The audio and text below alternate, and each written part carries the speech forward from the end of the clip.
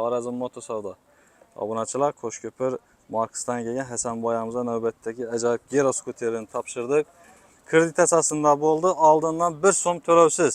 Avan. 1 so'm to'lovsiz necha yil chiqardingiz? 4 yil. 4 yil chiqardingiz. Oylik to'lovlar nechadan chiqdi? Oylik to'lov boshlanishi 1 yili 110 ming so'm. Qolgan 3 yili 320 ming so'm. Ligotni vaqti bu 6 oy, shuning uchun 110 dan chiqdi.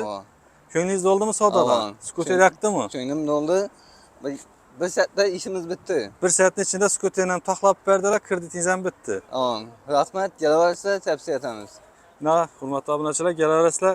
Birgina hokim yordamchisining spravkasi mahallada limit boy yo'qligini bildingiz, sirozda ishingiz bitdi. Boshqa hech qanday dokument so'ralmadi. Pasport bilan kelaveradi. Kimga shunday skuterlar, mototsikllar, muraviylar kerak bo'lsa, Xorazm Motosavdoga kelaverasizlar. Naqd pul, kreditlar birgina hokim yordamchisidan mahalladan spravka. Manzil Xorazm viloyati Qo'shko'pir tumani. Kreditlar oldindan 1 so'm to'lovsiz. Kelaverasizlar.